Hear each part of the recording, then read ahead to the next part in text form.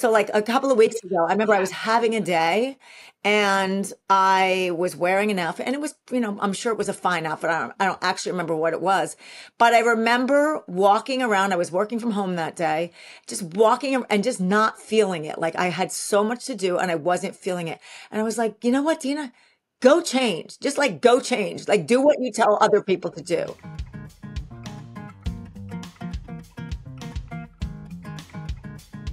Hi, everyone, and welcome to Fashion Thursdays with Diane, formerly known as the Queen of Jeans, but now the proud host of two podcasts, Fashion Thursdays with Diane and Too Young to Be Old. Today, we have a fascinating woman who is a stylist, but oh so much more, and she honestly put the power in power dressing. So, Dina Cerchione, and of course I said it with an Italian accent. I am so sorry, but that's the only other language. I speak French a little bit, but Cerchione, something like that. She's fabulous. Look at her hair. Oh my God, fantastic. So, I would love to know, Dina, how you got into the profession you did. And I'm in so much agreement with you that every woman that gets dressed in this morning and walks out on the street is branding herself. Yes, right? absolutely. And this is something that I try to instill in women constantly when I speak to them. Style represents who you want to be inside. So let's talk about it. How did you get where you are? And was it a burning passion? Was it a coincidence? I don't believe in coincidences, but let's hear the story. It's so funny that you say that. I agree with you. I don't really believe in coincidences. And I started in New York in the garment industry, working in for a denim manufacturer, Gitano. You remember back in the day. Of Yes, course. they were. Of Yes. course. And so I worked for them for years. Before I, trotted out to LA, I had always wanted to come here. And getting into styling actually was more of it's kind of like this, it's kind of like that, but it's not quite right. And I sort of found it. I was working for a woman right before I got into styling. I was working for a woman whose name was Leslie Nichols, and she set up wardrobe trade outs for television shows. So remember, she was the first one that did, if you remember Mary Hart and Entertainment Tonight back in the day. And it would say at the bottom of the shows, wardrobe provided by. So she set that up. She was like the pioneer, and I worked with her. And when I was working with her, I started working with the stylists that were doing the shows. So we were really just providing the manufacturers or the stores or the designers. And once I was working with the stylists, I was like, wow, that seems like it. That seems super fun. And I mean, truth be told, I went into my first meeting to go get a show, and we didn't know what we were doing, but we said we knew we could do it. And they hired us, and I was like, oh my gosh, now what do I do? Well, they expect us to do this thing. Now what do we do? And I met with one of my stylist friends, and she sat me down. Back in the day, we used to have a tool, all of our tools were like in a fish tackle box. I mean, this is back in the day. With the top stick and the pins and the lint rolls. I'm like, okay, I'm going to show up. What do they expect me to do? I know I can dress them, but then what? And she kind of walked me through, and like the rest is history. It just really snowballed from show to show to show. And I've been kind of working ever since. And that was like over 25 years ago. How do you find it different working with private clients? For me, television, and there were no stylists around QVC or HSN. You had to figure it out for yourself. Obviously, I was wearing my own designed clothing, DG2, but I wanted to put it together in a particular way that would get a point across to the audience. Then I find for TV interviews, it's a whole different thing. It's a power blazer, but it's got to look good when you're sitting down. And speaking of power, how many of your clients want to be power dressed? What are the lifestyles of your clients? I was just out in LA, now your hometown, and I didn't see as much of the purity California girl kind of that I expected. I saw more like the rapper Cardi Right. B kind of Right. girl. And I was shocked. I was Yeah. seriously, my mouth dropped Yeah. open. So I thought, I've seen it all, but I haven't. What is going on with power dressing and who wants it? And frankly, besides you and I and other stylists, do women really understand how much power they get from dressing correctly, dressing with a message, which is actually your That is my message? message. And I think that there's kind of like, when you talk about power dressing, I think that there's two kind of ways to look at that. So there's power dressing in the way that, we used to talk back in the day with the power suit and the power thing and all of those things that make you look a particular way. They make you look strong and powerful. And a lot of the women I work with want that look because they're speaking on stages, they're authors, they're, coaching Yeah. masterminds, they're doing networking. So that person really wants to present in a way that's like, I get on stage, I look like I own it. But the other thing is, and we talked about this a little bit when we had our pre-chat, is that power dressing is really something internal as well.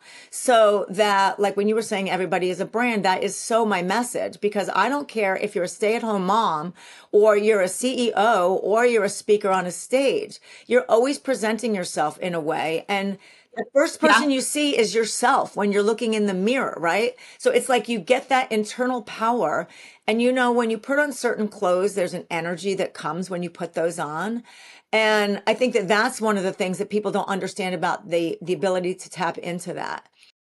So like a couple of weeks ago, I remember I was Yes, I having a agree. day and I was wearing an outfit and it was, I'm sure it was a fine outfit. I don't actually remember what it was, but I remember walking around. I was working from home that day, just walking and just not feeling it. Like I had so much to do and I wasn't feeling it. And I was like, you know what, Dina? Go change. Just like go change. Like do what you tell other Oh, people to because do. if I'm wearing something I don't love, no matter what it is, I feel so uncomfortable. And interestingly enough, I'm about to go to London. I was invited to go and be on stage and give a speech, but we also have to do press conference, a PR event with makeup artists and all this stuff. So I'm trying to put together my outfits, and I keep coming back to the same thing, what I wore in LA, just a different color.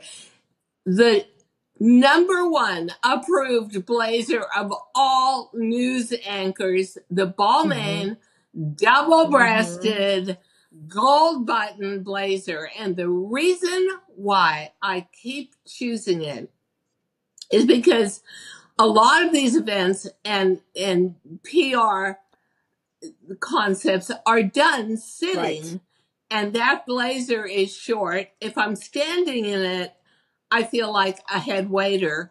But if I'm sitting in it, at least what I'm usually looking for is no wrinkles, no gaping open, no dragging down. So it's very interesting that you and I, who have fashion brains, I will dissect an outfit to the maximum. I should have a questionnaire. How do you look standing? Right. How do you look Yeah. buttoned? How do you look open? How do you look Yes. sitting in a soft chair? And how do you look sitting in a hard chair? It's crazy. And yet I think that the average woman is much less self-aware, and good for them, because I can drive me Oh, sure. crazy. How do you feel? I'm just going to ask you. That blazer really, to me, overtook the Chanel No, for blazer, sure. and is a blazer. It's the jacket of the quarter century for Yeah. sure. How do you feel about that? And the interesting thing is at CBS in LA last week when I did the interview, the anchor was wearing the matching Balmain sweater with the gold buttons on it in the same color, That is navy. It hysterical. could have been better, but it shows you there are power Yeah. clothes that scream Mm-hmm. confidence, scream Mm-hmm. correct, and socially acceptable. And that jacket is obviously one of them. How do you feel about that jacket now? I kind of think it's had its day, but still I'm gonna go on Well, wearing I it. mean, I think it's iconic, in that, I mean, look at all the brands that are Oh, copying okay. it. Like Veronica Beard does the version and it sells like Oh, she hotcakes. does a great Legence job does the with, version and it sells like hotcakes. And yes. it sells season after season after season for a reason. And they do it in leather and they do it in spring and they do it in fall Yeah. because it works. And like you're saying, it reads, right? So I think that jacket, the beauty of it and why it does so well, it looks beautiful on so many shapes and so many silhouettes, but also the structure of it is very modern.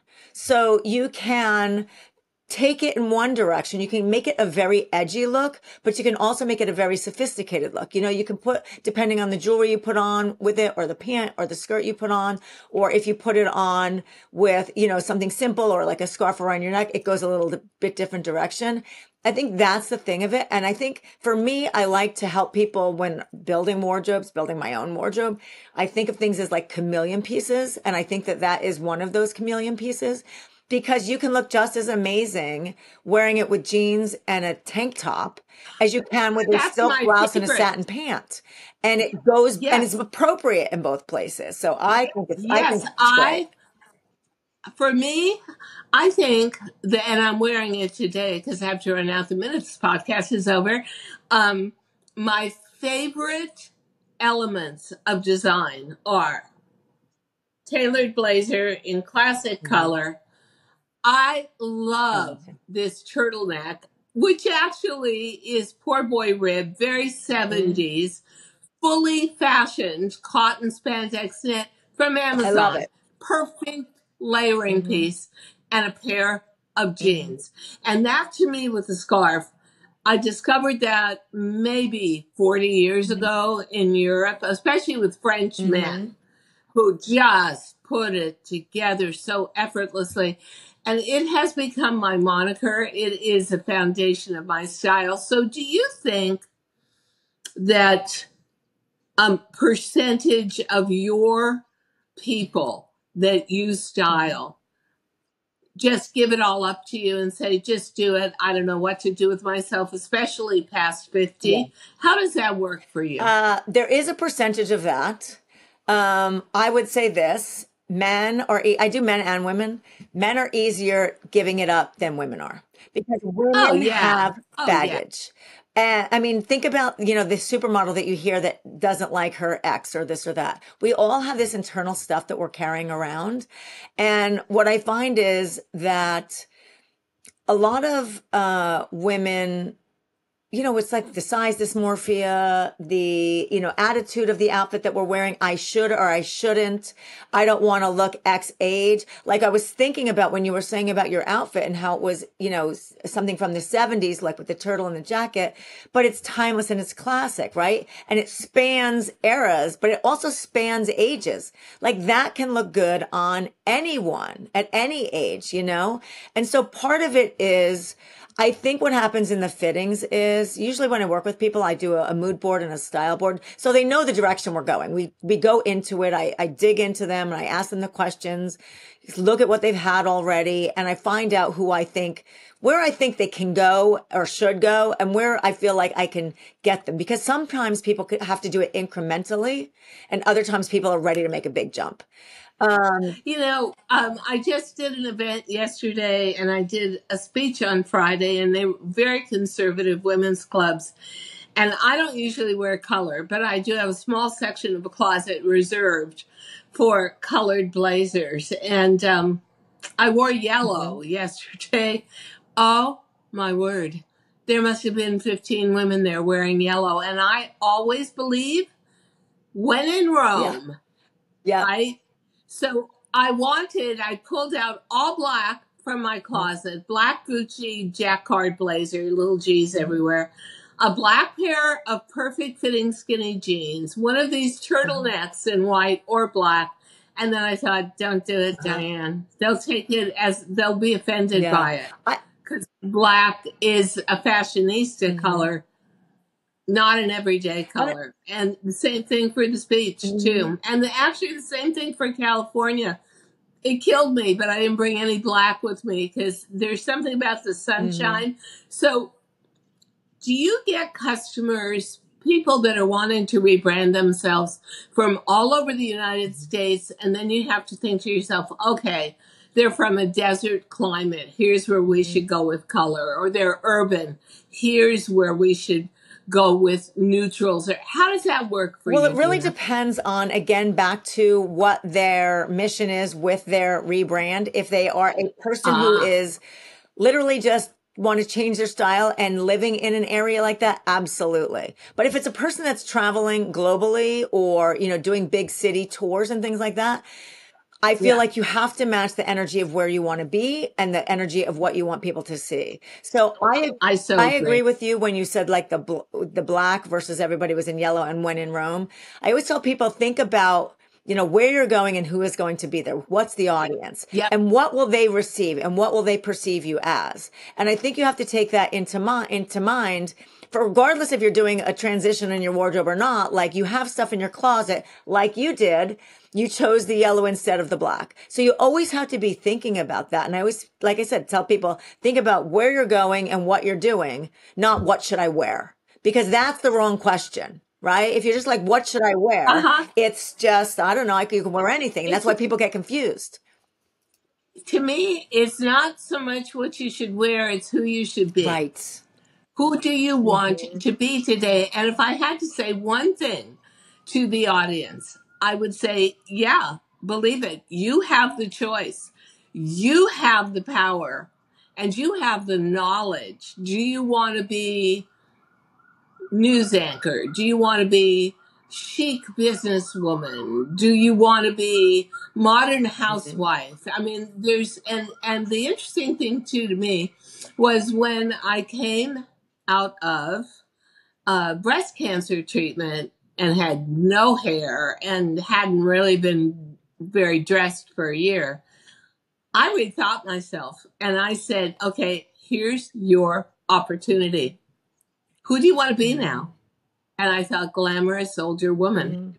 And so I set the tone and I, of course, had to grow my hair, but I started to work into it. And I found, and I'm still working it, but I found that it was the most comfortable variation of me I'd ever had. It was really an honest assessment. So next question. Do you ever turn around to any of the people you're working with and saying, oh, I'm sorry, absolutely. but I have to be honest, you are not projecting the correct image for you? I absolutely tell people, if you don't want honesty, I am definitely not your girl, because I look at my job, I feel like I'm a cheerleader, right? So I am not here to tear you down, to tell you what you're not. I'm here to build you up, to tell you what you can be, right?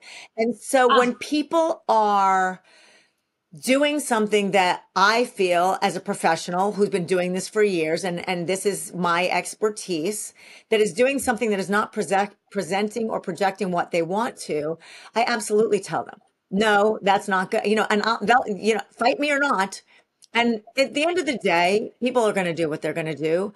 But what happens, I feel like a lot of times in fittings, when people start to see themselves in a different light, like there's so much inner work. Like I love that you said, who do I want to be? And I want to be this glamorous older woman. That's definitely part of it. But sometimes people don't do that work. And like when I work on shows and things, I have 5 minutes to work with somebody to get them to a point. If you put the right clothes on, the person kind of shows up. Right? It's like I always say about like the Santa Claus. You put on the suit, you're the guy. It's like you put on the clothes and all of a sudden you see the possibility of who you are and who you can become, right? And so I think that there's both of that exists. I think definitely the inner work happens. But I'm telling you, like I've said, I used to say this as a thing, like you're literally one jacket away from great personal style, which for you is your Balmain jacket. But it's literally could be as fast as that. So if people are open to changing and want to change, it goes much quicker. You just have to try to keep people out of their head. And, I say, just fall back. I have got you. I will never let you walk out feeling bad or looking bad or anything, and sometimes it takes a little prodding because it's uncomfortable. But most people when they see it, they're like, okay, that's who I am. And they love it. So I love that.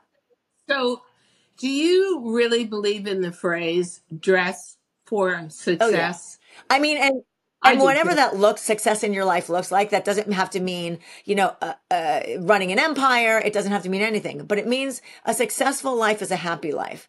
And I feel like, again, we go back to that. When you put on the clothes that make you feel a certain way, that's success to me. You're going to now enter the world as the person you want to be and show up as the person you want to be seen as. And that, to me, that's the success of it, right? I mean, it doesn't have to be, there could be somebody who's a gardener who's dressing for success because they look like their brand. They have earth tones on, they have this on, versus somebody who does something else and they just in a completely different way, their success would be different. So I feel like it's absolutely something I believe in, but I think it's different for everybody.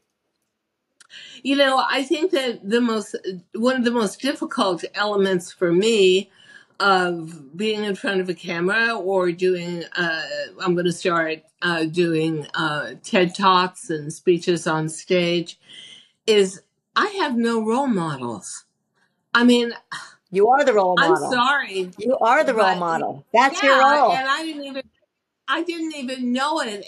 And strangely enough, um, it seems that my most enthusiastic audience is between 30 and 55 or 60, because you can turn around with these great women and say to them, okay, here's how you can age. And when you're 80, you're going to wind up like me. But you got to have a lot of intention to it. And I personally feel you've got to make yourself your favorite project, because I have no one to follow who has natural white hair like mine. I have no one my age to follow in the entertainment industry, because most of entertainment are rom-coms for 20-year-olds. I don't have anybody to really follow when it comes to exercise. And I am just amazed that we are the buying power, spending power, and the majority of the American public. Why I think we are officially a gray nation, where 51% of America is over 50. And the only people you see that even look vaguely like you are in drug commercials, Right. talking about you being ill and taking a drug to feel better. And if they are in commercials with a gray haired guy, he's never with somebody like me. He's with a blonde Nice. who's 30 years Right. younger. And so I think that is the most difficult thing to me. And I think it is why it is probably kind of mysterious to women that they could have these choices, because they have no one to choose Right. from. I wish I had like 20 or 30 gray haired and white haired stars that I saw regularly in whatever, Instagram or whatever. And I could say, oh, Yeah. I love the way, I'm going to try Yeah. that. I'm going to try that Yeah. hairstyle. That looks really good. Or getting advice how to take care of white hair, which is totally Mhm. different from colored hair. And so I think my biggest frustration, even though I make a game out of it, because I'm like you, I'm in fashion and I'm going to just start playing with all the different pieces to put the puzzle together. But there's hardly any me's, and it's a little bit lonely out there. I feel like I'm out on a limb all the I time. bet. But I would say to you, embrace that role, because there is no one. There's other people out there. I mean, and I'm sure you do because you're doing this, right? But there's other people Yeah. out there that are feeling the same way, that don't have, at least they have you. They can look to you as that person. So be like, Isn't I that am why? the Yeah, inspiration. You are. it's so wild, because I get my hair done at the same salon as Martha Stewart, and she looks great with blonde Hmm. hair, but she didn't embrace white No, right. hair. And Martha's older than Hmm. me and looks terrific. But it makes me wonder sometimes, was I crazy to go for white hair? I mean, I wanted to be authentic. I love it. And I love it, but I do feel I'm on stage all the time. If I walk into a restaurant, I am probably in New York City, Upper East Side. I'm probably the only woman in my age group in that restaurant that has authentic, natural colored hair. But it's so beautiful on you, and you're so elegant. And I think that, embracing that, there's kind of two, when I think about women aging, when we talk about the mindset things, there's a couple of different ways people can go. They fight it all the way, Martha in the blonde, which is fine. She looks amazing, And then there's other people who go in this direction, like, I'm too old, I can't do X, which that breaks my heart, because I think you should any age you can. And you're like right in the middle. You're being authentic and you're letting your hair show that age, but you don't look old. Like, to me, you don't read an older, you know what I'm saying? You don't look that way because you're fabulous. You're stylish. I know what, oh, thank you. I know what you're saying. And that's why I titled my second book, Too Young to Be Old. Because in your head, you can always keep it together. But as you get older, you have to get more creative. And that's where somebody like you comes in, because there are so many women, and I've learned this from just taking this journey, so many women where fashion was not at the forefront of their minds. And then suddenly you wind up 50, 55, 60, 65, 70 and plus. And you don't see any images of anybody like you. So you don't know how to do it. And you don't know what's going to fit you.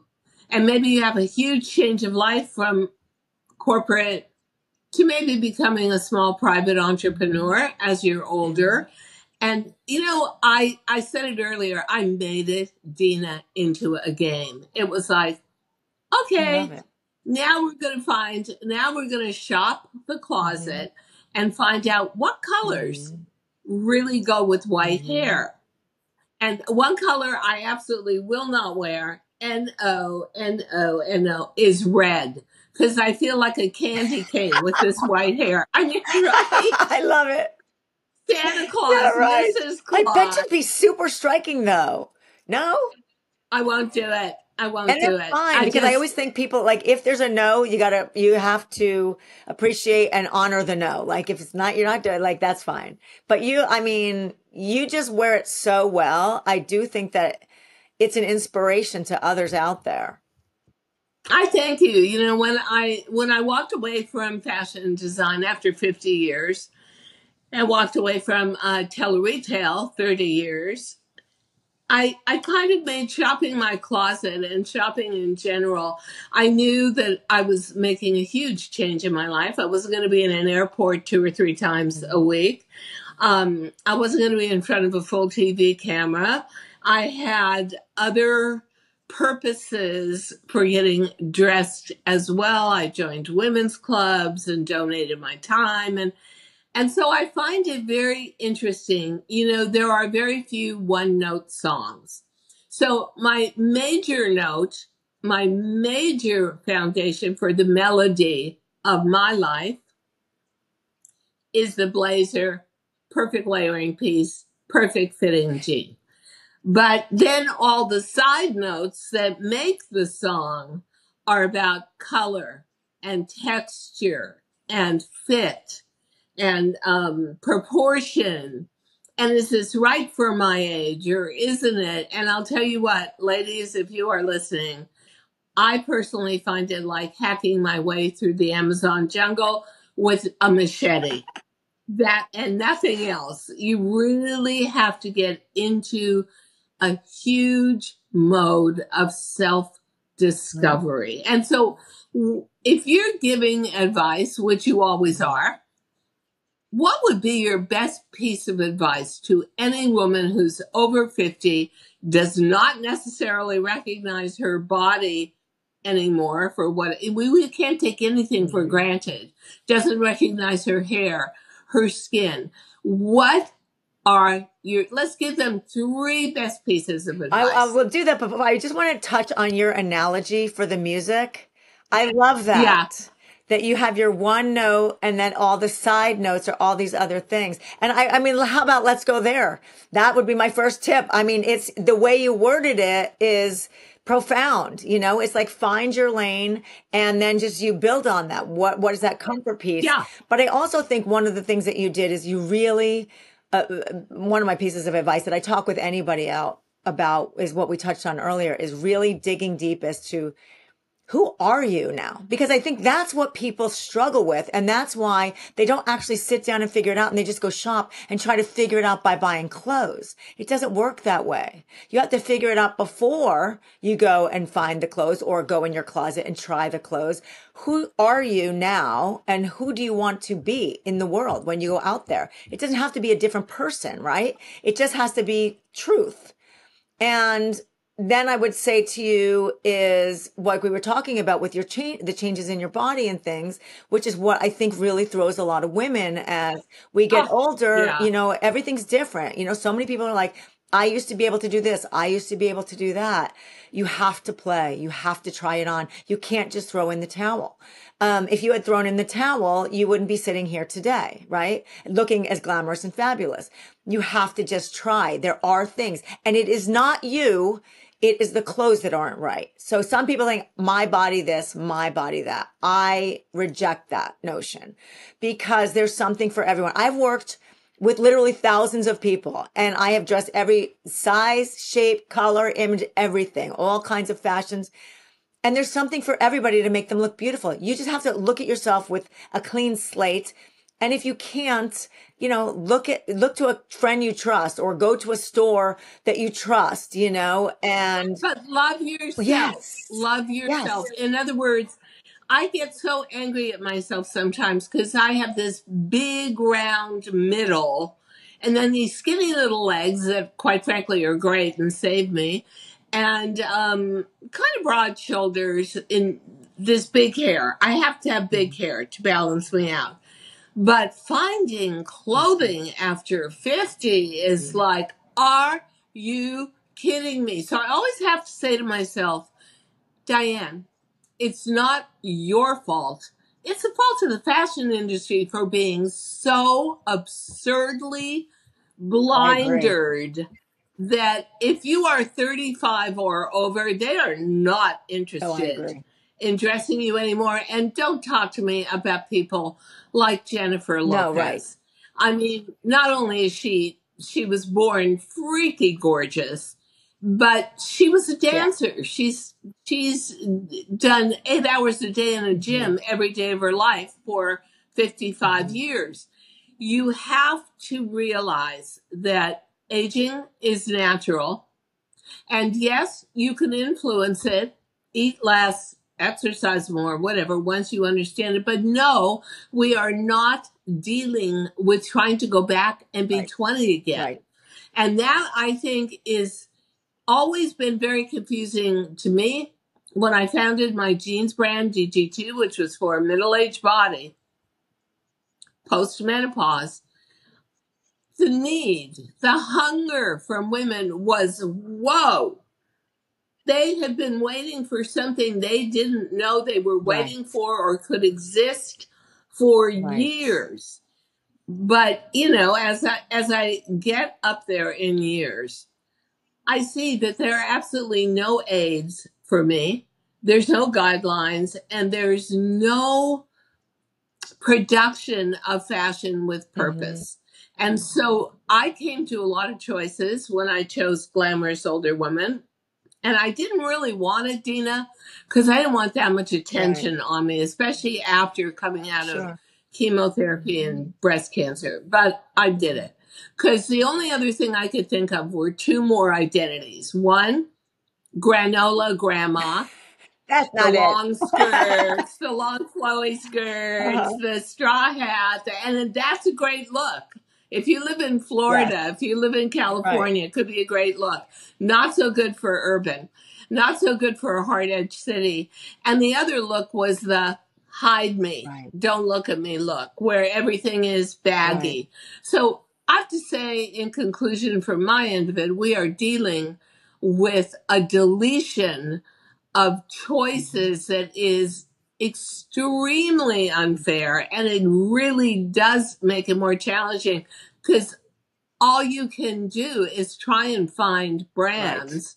And I agree with you. Veronica Beard is one of them. She does a great Beautiful. job with blazers, and they actually can fit a more mature body. But yep, you know what, ladies?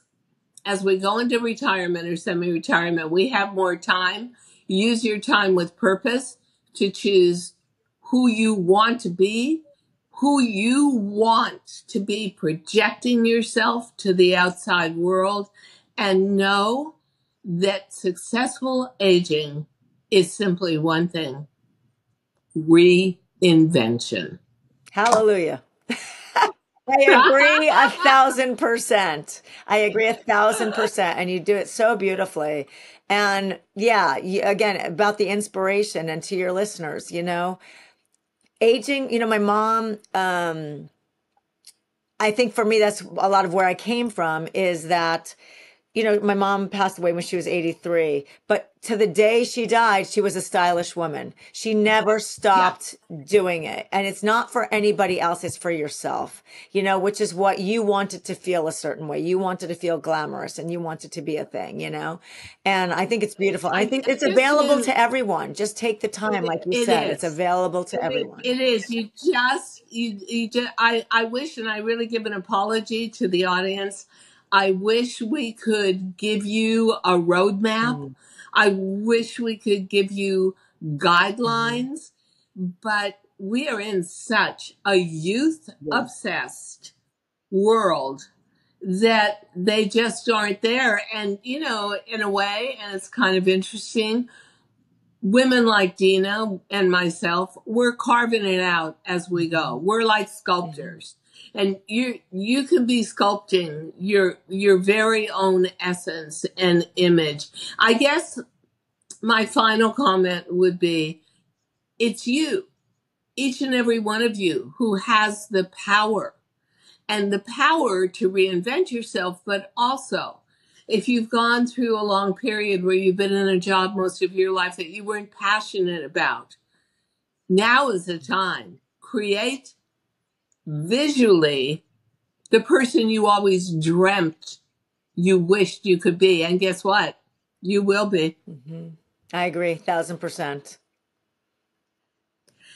Well, I could talk to you about fashion and personal branding and how to go about it forever. You are utterly fascinating. And you know what, Dina? We'll put all the graphics for where people can find you. And I would say you have the perfect Thank you. personality for dressing perhaps active ego people like me, where it is, you see the reflection of Mhm. yourself in everybody else's eyes around Mhm. you, and you want to come out of whatever kind of meeting or party or purposeful get together it was, feeling satisfied, feeling like, you know what, I did a Yeah. good job dressing myself today. Yeah. Well, I wish you all luck. Start closet shopping immediately. And Dina, thank you so much. You are such a Thank you talent. so much. I loved Truly. our chat. Same thing. I could Yeah, chat with me you for too. days on end. Next time I'm in New Me York, too. next time I come to the city, I'm going to look you up and we're going to go have a cocktail. Oh, absolutely, but not just No, one. never just one. Thank you All so much. I right, appreciate time it, to you having figure me it here. out. Oh, it was lovely. Thank you so Thank you. much. Thank you so much for listening to Too Young to Be Old podcast. The episode may be over, but the fun doesn't have to stop here. Find us on Facebook, Instagram, TikTok, and YouTube at The Diane Gilman, or visit our website, thedianegilman.com. If you like the show, leave us a rating or a review and subscribe so you don't miss the next episode. And until then, don't forget, age is just a number. Together, We'll prove that we are all too young to be old.